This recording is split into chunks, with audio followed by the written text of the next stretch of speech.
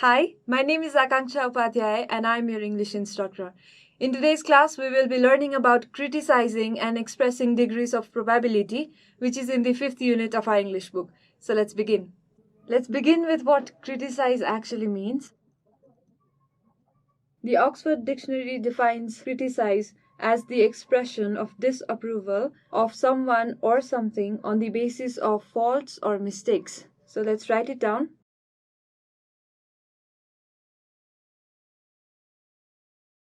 In other words, criticizing means saying something bad about someone or something.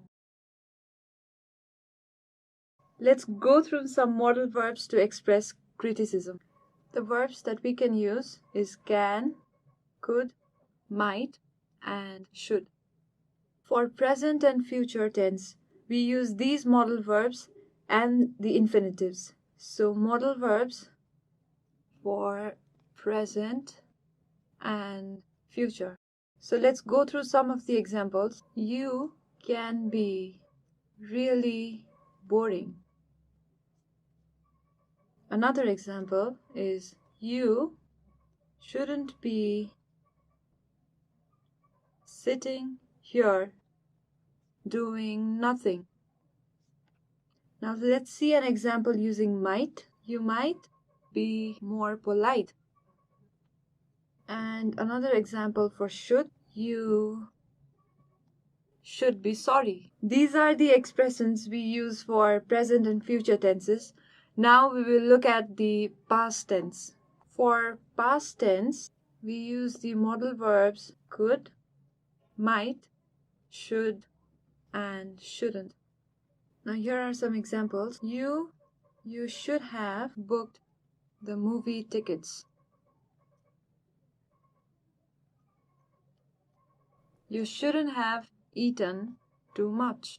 Or you might have helped me. In these ways we can criticize.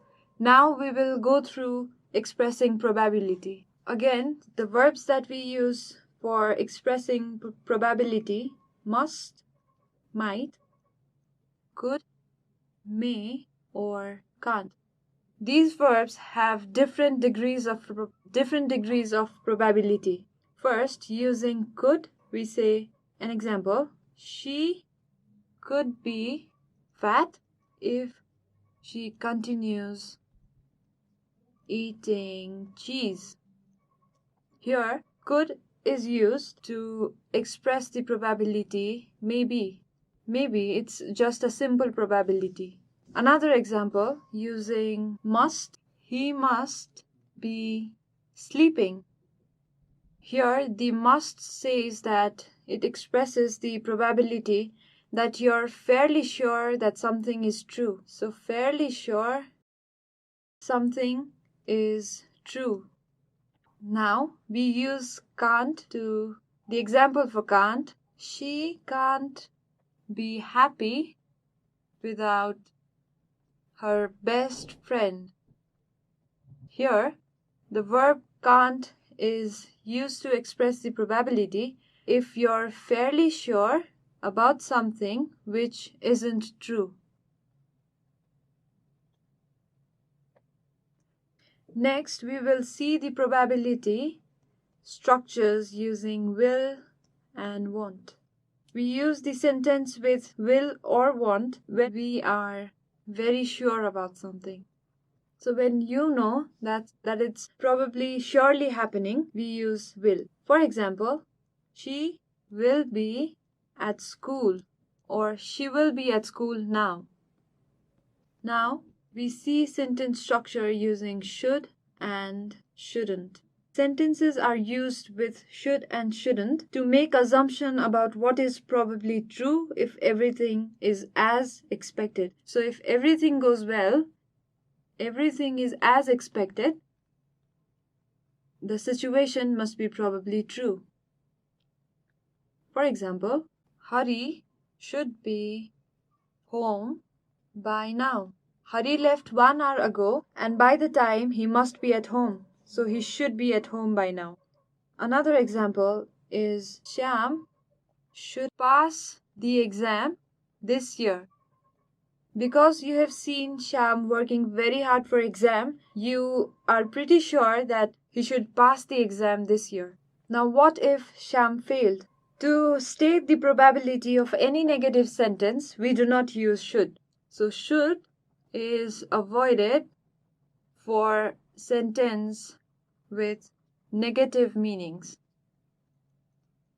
Should is replaced by will in that case. So let's see an example. Anish will be very angry now. Or the road will be very busy at 5. So these sentences are giving us a negative meaning. Negative in the sense that being angry is not a positive thing, and very busy means you'll get a lot of traffic there. So these sentences reflect negative meanings. So we don't use should. The road should be very busy at 5 is a wrong statement. Rather, we use the road will be very busy at 5. Now, we'll see the sentence structure using can. We use can when we know something happens. When we know something happens. For example, it can be cold in Mustang. Mustang is a very cold place and it can be cold in Mustang. You know that it's cold in Mustang.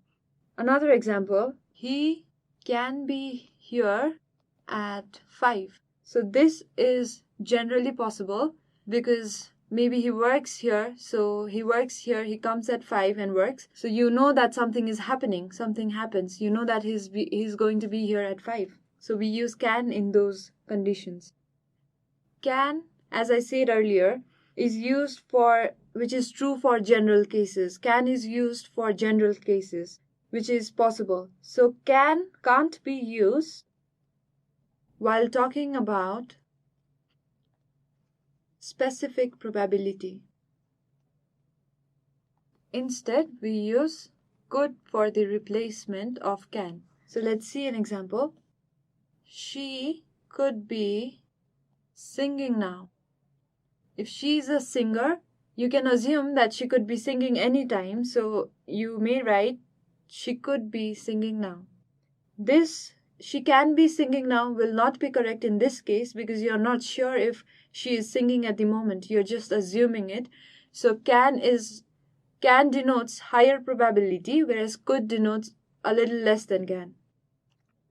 These are the modal verbs we use for talking about present and future. Now we will look at some of the modal verbs to talk about past. For talking about past, we use must or might or could or may or can't. Plus have plus the past participle form. The degrees of probability that these verbs express is same as we discussed earlier. Now we'll go through some of the examples. Ravi must have forgotten me. You met Ravi when he was too young, and now that it has been 20 years that you met Ravi, you're fairly sure that Ravi has forgotten you. So because you're fairly sure, you write must. And because we're talking about the past tense, so here we write the verb that is must and have, and then the past participle form of forget, that's forgotten. Have forgotten me. Next example is she couldn't have gone home alone. Because this is a specific probability, we use couldn't, could, and the negative form is couldn't, and use the past participle form with have. So couldn't have gone home alone. Now let's see the use of will and want. For example, the shoes will have arrived in the store by now. Some more example using should.